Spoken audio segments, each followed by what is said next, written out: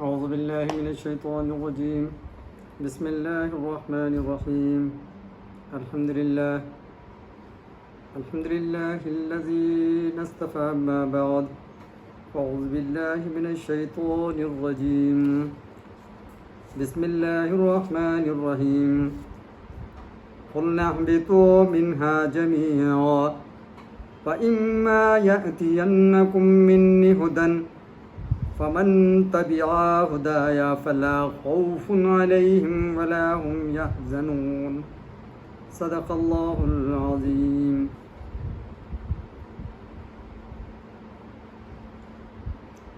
قلنا اهبطوا منها جميعا.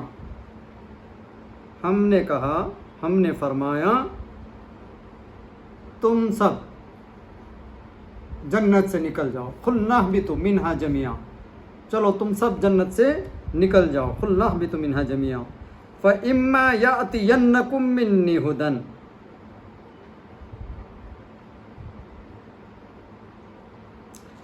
فإما يأتينكم، پس جب میری طرف سے کوئی ہدایت والی بات آئے، فإما يأتينكم، ہماری طرف سے کوئی ہدایت والی تمہارے لیے بات آئے یا ہدایت کے ذرائع آئیں،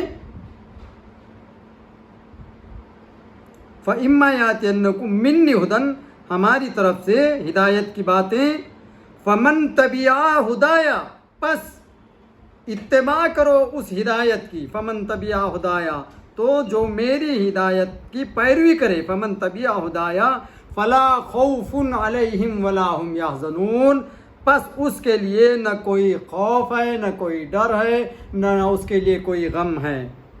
تو جو میری طرف میری ہدایت کی پیروکار ہو، اسے نہ کوئی اندیشہ ہے اور نہ کوئی غم ہے.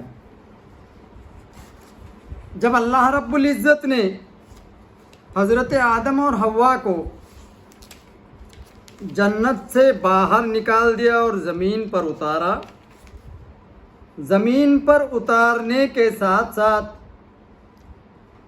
جب اللہ سے دوری درکار ہوئی، اللہ رب العزت نے اپنے بندے کو جس اغراض و مقاصد کے تحت پیدا کیا، خلیفۃ الارض بنا کر پیدا کیا. خلیفۃ الارض بنانے کے بعد جہاں پر آزمائش عزازیل کی ہو گئی، فرشتوں کی ہو گئی، شیطان نمرود کی ہو گئی، برقیوں کی آزمائش ہو گئی، آسمانی دنیا کی آزمائش ہو گئی. جب یہ تمام آزمائشیں حضرت آدم علیہ السلام کو رکھ کر کی گئی، ان کو اس کا ذریعہ بنا کر یہ تمام فرشتوں اور ابلیس کو آزمائش میں ڈال دیا گیا. تو یہ تو جب آدم علیہ السلام کو جنت سے نکالنے کے بعد ان کی آزمائشیں جو فرشتوں کی اور شیطان کی جو آزمائش تھی وہ وہاں پر ہو گئی، ختم. لیکن اب یہاں سے اصل آزمائش کس کی شروع ہوئی؟ حضرت آدم اور ان کے اولاد کی. تو اس آزمائش کو مزید اضافی کر دیا گیا جنت سے نکال کر کے اور دنیا کی طرف روانگی کر کے. کیونکہ جب دنیا سے نکالا گیا تو تمام سہولتیں وہاں سے سلب کر دی گئی، اور دنیا کے اندر جب آنا مقصود تھا تو یہ دنیا جو ہے تکلیف کا مصدر ہے، اور یہاں پر اذیتیں ہیں، تکلیفیں ہیں، بیماریاں ہیں، خوف ہے. یہ تمام چیزوں سے، اذیتوں سے لدی بھری پڑی ہوئی دنیا ہے. اس دنیا کے اندر آزمودہ طور پر خلیفۃ الارض بنا کر حضرت آدم اور حوا کو بھیجا گیا. ساتھ ساتھ جميعا کا جو جملہ آیا ہے ان کے ساتھ جو مور اور شیطان اور سانپ کو بھی نکال دیا گیا تھا، یہ بھی لوگ دنیا کے اندر بھیج دیے گئے۔ ہو سکتا ہے کہ ان کے آنے کا وقت علیحدہ علیحدہ ہو یا ساتھ ہی میں ہو، اللہ عالم بالصواب۔ تو بہرحال جب دنیا کے اندر بھیجا گیا، اتار دیا گیا، تو اللہ رب العزت نے وہاں پر ان کو تنبیہ کر دی، قُلْ نَهْبِطُ مِنْهَا جَمِيعًا، تم سبوں کو یہاں سے اتار دیا جاتا ہے، فَإِمَّا يَأْتِيَنَّكُمْ، لیکن یاد رکھو پس تم میں سے جو ہماری طرف سے ہدایتیں آئیں گی، ہم جو ہدایت دیں گے، ان ہدایتوں پر جو گامزن رہے گا، کاربند رہے گا، ان ہدایتوں کو جو عمل میں لائے گا، ان پر جو عمل کرے گا، فَإِمَّا يَأْتِيَنَّكُم مِّنِّي هُدًى فَمَن تَبِعَ، اور اتباع کرے گا ہدایہ، جو ہدایت ہماری طرف سے آئے، فَلَا خَوْفٌ عَلَيْهِمْ وَلَا هُمْ يَحْزَنُونَ، نہ اس کو دنیا میں خوف رہے گا، نہ اخری میں رہے گا، نہ خبر میں رہے گا، نہ حشر میں رہے گا، وہ ہمارے پاس جب آئے گا سرخرو بن کر آئے گا، فَلَا خَوْفٌ عَلَيْهِمْ وَلَا هُمْ يَحْزَنُونَ، اس کو ڈرنے والی، غمزدہ ہونے والی، خوف میں آنے والی ایسی کوئی چیز باقی نہیں رہے گی، بلکہ ہم اس کو بے خوف کریں گے۔ لیکن کس کو؟ جو کہ اتباع متبع ہو جائے گا ہمارے سے مراد اللہ رب العزت کی اطاعت اور اللہ رب العزت کا فرما بردار بنے گا، اور اس کی طرف سے آنے والی ہدایتوں کے جو ذریعے ہوں گے وہ ذریعوں کو اپنائے گا۔ ذریعے اس کے اندر انبیاء اکرام ہیں، کتابیں ہیں، اور الہام الہی ہے، اور اللہ کے احکامات ہے۔ ان کڑیوں کو پکڑ کر جب آدم علیہ السلام کی اولاد اللہ اور اس کے رسول کی اطاعت اور فرما برداری کرتے ہوئے اپنی زندگی گزر بسر کر کے اللہ کی رضامندی حاصل کرے گی، اور اس کی طرف جب وہ پرواز کرے گی تو اللہ تعالیٰ اس کو اس کے اصل مقام جنت الفردوس میں اس کو جگہ دے گا۔ اس آیت کا پہلی آیتوں سے چند طرح تعلق ہے۔ ایک یہ کہ اس میں بھی اس ایک نعمت کا ذکر ہوا جو آدم علیہ السلام کے ذریعے انسانوں کو ملی، یعنی ان کا زمین پر تشریف لانا، پھر زمین میں احکام الہی کا آنا، ان کی وجہ سے مومن و کافر میں فرق ہونا۔ دوسرے یہ کہ اس سے پہلے کی آیت میں اس خطا کا ذکر ہوا جو آدم علیہ السلام کو بے ہچ سے زمین پر لائی۔ اب ان کی نیک عملوں کا ذکر ہو رہا ہے، جو کہ پھر ان کو اور ان کی اولاد کو زمین سے جنت میں پہنچائے گے۔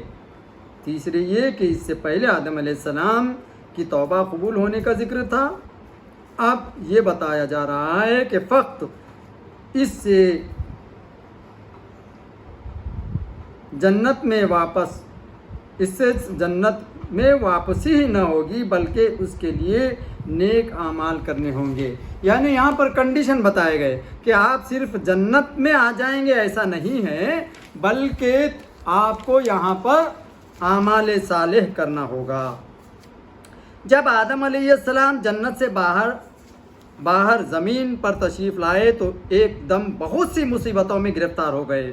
جنت سے چھوٹنے کا غم، اپنی بیوی حوا کی جدائی، اپنی وحشت اور تنہائی، پھر رب تعالیٰ کا عتاب۔ اس عتاب کی وجہ سے سخت پریشانی تھی۔ اس پریشانی میں 300 سال تک اس قدر روئے کہ ان کی مثال دنیا میں نہیں ملتی۔ 5 آدمی بہت روئے۔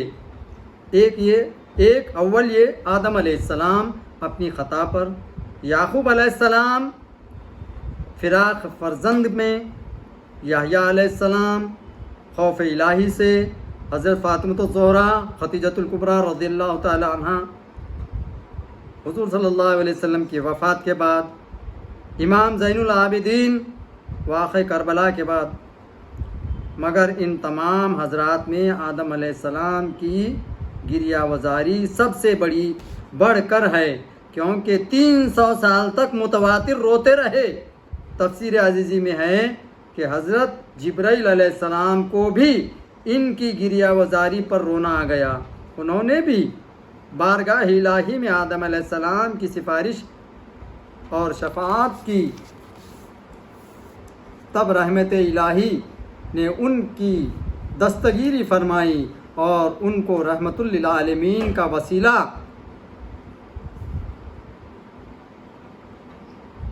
کا نام یاد دلایا اور اس کے ذریعے توبہ قبول ہوئی۔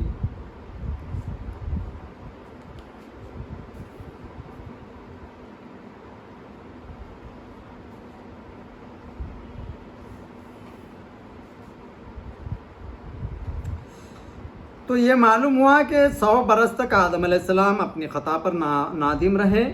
جب توبہ کا وقت آیا اور آدم علیہ السلام کے دل میں ان دعاؤں کا القاء ہوا اور عاشورہ یعنی 10ویں محرم اور غالباً جمعہ کا دن تھا۔ عاشورہ جمعہ کو بڑے اہم واقعات ہوئے۔ آدم علیہ السلام کی توبہ، نوح علیہ السلام، دیکھو یہ عاشورے کے دن کیا کیا ہوا اور جمعہ کے دن آدم علیہ السلام کی توبہ، نوح علیہ السلام کی کشتی زمین پر آنا، یونس علیہ السلام کا مچھلی کے پیٹ سے باہر آنا، ایوب علیہ السلام کی شفا، موسیٰ علیہ السلام کا فرعون سے نجات پانا اور فرعون کا غرق ہونا، یعقوب علیہ السلام کا یوسف علیہ السلام سے ملنا، امام حسین رضی اللہ تعالیٰ عنہ کا کربلا میں شہید ہونا، سب 10ویں محرم کو ہوا۔ یہ سب واقعات 10ویں محرم کو ہوئے۔ ان بزرگوں نے 11ویں شب کو راحت کی گزاری۔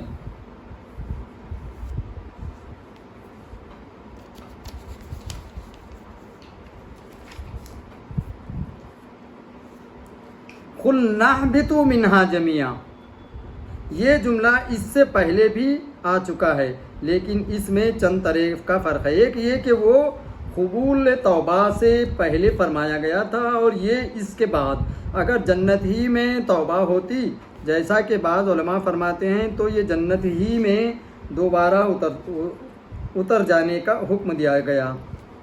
بعد میں توبہ قبول ہوئی، پھر فرمایا گیا کہ اگرچہ توبہ تو قبول ہوئی مگر اترنا ضرور پڑے گا، یعنی زمین پر۔ لہٰذا پہلا اہبتو آدم علیہ السلام کے علم کے لیے تھا اور دوسرا عمل کے لیے۔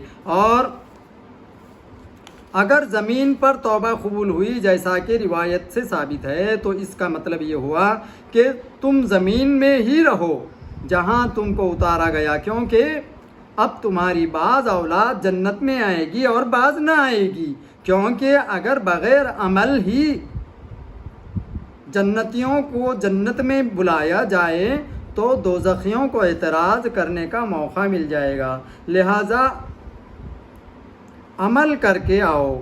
دوسرا فرق یہ ہے کہ پہلے اہبتو میں سارے اترنے والوں کو خطاب تھا، لیکن یہاں صرف اولاد آدم علیہ السلام کو، کیونکہ آگے احکام کا ذکر ہے جس سے سانپ اور مور وغیرہ علیحدہ ہیں۔ تیسرا فرق یہ ہے کہ اس سے اہبتو کے ساتھ عداوت کی تکلیف وغیرہ کا ذکر تھا، جس سے معلوم ہوا تھا کہ زمین تکلیف کی جگہ ہے۔ اس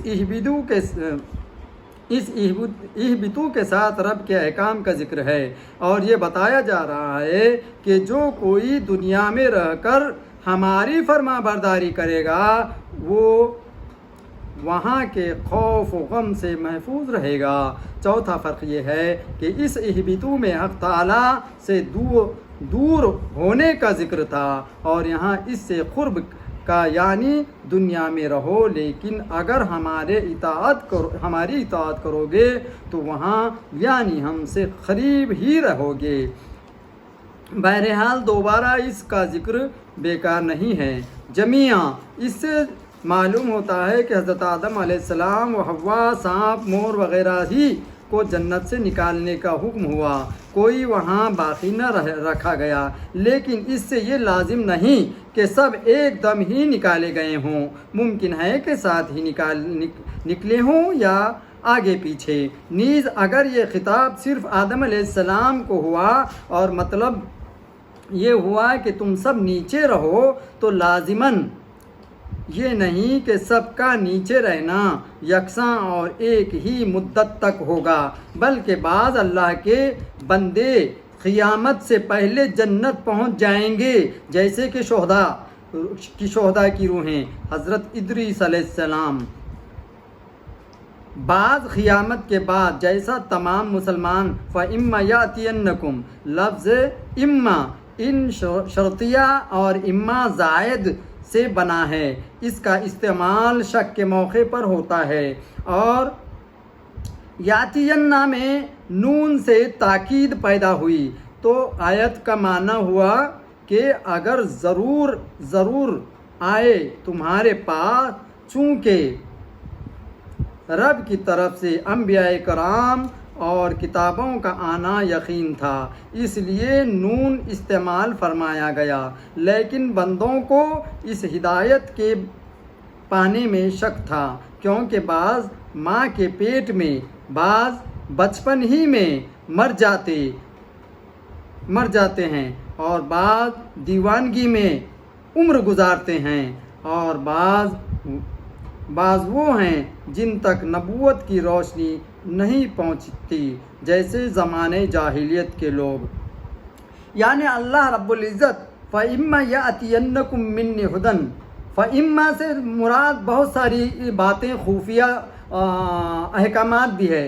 فَإِمَّا يَأْتِيَنَّكُم سے مراد جب ہماری ہدایت تمہار تک آئے گی تو اللہ رب العزت دنیا کے اندر آنے سے پہلے اس بات کی طرف اطلاع دے چکا تھا کہ دیکھو جب ہم دنیا میں بھیجیں گے تو تم اولاد آدم شیاطین کے فروغ میں، شیاطین کے وسوسوں میں آ جائے گی، لیکن ان کو ہدایت کے لیے ایک تو ذرائع ہونا ضروری ہوگا، تو ذرائع کے اندر اللہ رب العزت بالمشابہ خود جو ہے کسی ذریعے سے، الہام کے ذریعے سے یا کسی نقطے سے ان کو ہدایت پہنچائے گا، اور ہدایت پہنچانے کے ذریعے اللہ رب العزت نے علیحدہ بھیجے، جیسا کہ انبیاء کا ذریعہ بنایا، کتابوں کا ذریعہ بنایا، تو اس ذرائع، یہ بات ذرائع جو ہے بندے تک پہنچنے کے الگ الگ اوقات اور الگ الگ مرحلات اور الگ الگ زمانے اور الگ الگ آلات ہوتے ہیں، اس کے ذریعے سے یہ ہدایت کے سلسلے ان تک پہنچتے، لیکن کچھ سلسلے، کچھ وسائل ایسے ہوتے ہیں جو کہ نہ نبی وہاں تک پہنچ سکتا ہے نہ کتابیں، جیسا کہ ماں کے شکم کے اندر کا بچہ یا کوئی دیوانہ بندہ ہو، یا ایسے حضرات جس کو جاہلیت کے زمانے میں نہ وہاں تک کتابیں پہنچی نہ نبی وہاں تک پہنچ سکے، تو اللہ رب العزت الہام کے ذریعے بولیے یا کشف کے ذریعے بولیے یا کسی ذریعے سے بولیے، ان کے اندر، ان کے دلوں میں نور پیدا کر کے ان کو ذریعے ہدایت بنایا اور ایمان سے افروز فرمایا۔ یہ اللہ رب العزت اس طرف اشارہ فرما رہا ہے، فَإِمَّا يَأْتِيَنَّكُم مِّنِّي هُدًى فَمَن تَبِعَ، بس اتباع کرنا ہے۔ اتباع یہاں پر خاص طور پر نبیوں اور کتابوں کی طرف اشارہ فرما رہا ہے، تو اس کی طرف زمانے جاہلیت کے لوگ ان کے لحاظ سے بعض طریق شک میں اما ارشاد ہوا، یعنی رب کی طرف سے ہدایت تو ضرور آئے گی، لیکن اگر تم اس کو پاؤ تو تم اطاعت کرنا۔ کم سے خطاب صرف انسان کو ہے، کیونکہ شیطان اور سانپ اور مور کے پاس نہ کوئی کتاب آئی نہ رسول، اور بہت ممکن ہے کہ اس خطاب سے حضرت آدم علیہ السلام اور حوا بھی خارج ہوں، کیونکہ آدم علیہ السلام لوگوں کے لیے ہدایت تھے اور حضرت حوا اس ہدایت کو پا چکی تھیں۔ اب ان کے پاس ہدایت آنے کی کیا معنی؟ لیکن اس کی ایک تفسیر ایسی بھی ہو سکتی ہے جس میں انسان و جن، جانوروں وغیرہ سب داخل ہو جائیں، وہ انشاءاللہ تفسیر صوفیانہ میں عرض فرمائے گا۔ منی سے معلوم ہوا کہ ہدایت رب کی طرف سے ہے، آتی ہے، خواہ کسی کے ذریعے سے ملے۔ فرشتے بلا واسطہ پاتے ہیں، انبیاء کرام بھی فرشتوں کے ذریعے سے، کبھی بلا واسطہ۔ صحابہ کرام انبیاء کے ذریعے سے، وہ ان کے بعد کے لوگوں کے علماء و مشائخ کے ذریعے سے۔ غرض کے ابتدا ایک مگر انتہا میں فرق۔ اس سے یہ بھی معلوم ہوا کہ جو باتیں شیطان کی طرف سے آئیں وہ نہ ہدایت ہیں اور نہ ان کی اطاعت فائدہ مند ہے۔ ہدا یہ مصدر یا تو اپنے ہی معنی میں ہے یا اسم فاعل کے معنی میں، یعنی اگر تمہارے پاس ہدایت آئے یا ہدایت دینے والی چیزیں آئیں تو جیسا کہ انبیاء کرام، آسمانی کتابیں اور پیغمبران اعظام کی شریعتیں، فمن تبع ہدایا، اس جگہ بجائے ضمیر کے لفظ ہدایت ارشاد ہوا، یعنی تبع اتباع کرنی ہوگی، کیونکہ پہلی ہدایت میں اور اس میں بہت فرق ہے۔ پہلی ہدایت سے ہدایت دینے والی چیزیں مراد تھیں اور اس ہدایت سے اعمال وغیرہ مراد ہیں۔ نیز ہر ایک کی ہدایتیں علیحدہ ہیں اور اس کی اتباع میں فرق ہے۔ جیسے سورج ایک ہے مگر اس کا فیض زمین و زمان میں مختلف، بنگال میں اور پھل پیدا کرتا ہے، کشمیر میں اور سردی میں اور فیضان کسی قسم کا ہے، گرمی میں دوسرے قسم کا۔ فلا خوف علیہم، خوف کے معنی ہے ڈر، یعنی آئندہ مصیبت پر خطرہ اور اندیشہ۔ اس سے معلوم ہوا کہ جو ہدایت پر قائم رہے اس سے یا تو موت کے وقت یا قیامت کے دن یا قبر میں کوئی خوف نہ ہوگا، یا دنیا و آخرت میں ان کے لیے کوئی حقیقتاً خوف کی بات نہیں ہوگی۔ خیال رہے کہ خوف دو قسم کا ہوتا ہے، ایک فائدہ مند، دوسرا نقصان دہ۔ رب کا، پیغمبروں کا، قیامت کا، جہنم کا خوف فائدہ مند ہے، جس سے کہ ایمان اور تقوی حاصل ہوتا ہے، مگر رب کے مقابلے میں مخلوق کا خوف جس کی وجہ سے انسان رب کی اطاعت نہ کر سکے نقصان دہ ہے۔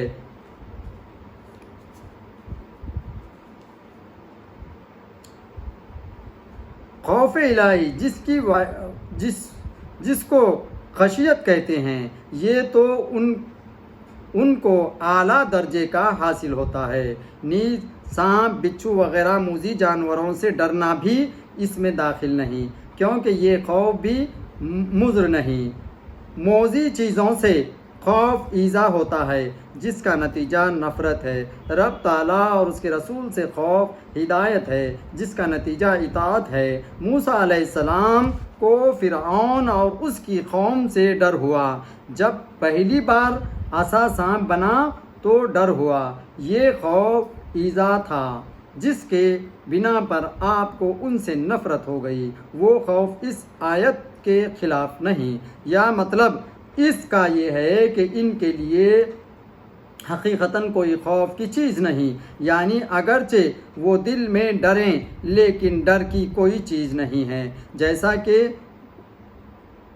وکیل مدعی سے کہتا ہے کہ تمہیں اس مقدمے میں کوئی خوف نہیں، اس کا مطلب یہ ہے کہ تم پر کوئی ایسی آفت آنے والی نہیں ہے جس کا کوئی اندیشہ ہو، نہ یہ کہ تمہارے دل میں خوف نہیں۔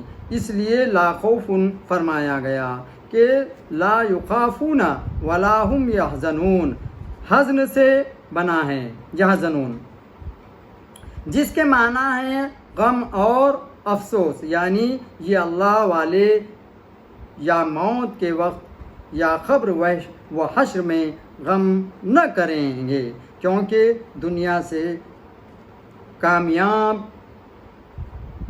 آئے ہیں، کما کر لائے ہیں۔ یہ مطلب ہے کہ وہ دنیا و آخرت میں دنیاوی نفعوں کے حاصل نہ ہونے پر غم نہیں کرتے، کیونکہ ان کی نگاہ میں دین ہوتا ہے، یا یہ مطلب ہے کہ ان کو وہ غم نہ ہوگا جو کفار، فاسق و فاجر کو ہوگا، جو نافرمان ہوں گے۔ اللہ رب العزت سے دعا ہے کہ اللہ رب العزت ہم سبوں کو اللہ اور اس کے رسول کی اطاعت کرنے کی توفیق عطا فرمائے اور اطیع اللہ و اطیع الرسول کے تحت زندگی گزر بسر کر کے اپنے رب کی طرف مطلوب ہونے کی توفیق عطا فرمائے۔ وآخر الدعوانا الحمد للہ رب العالمین۔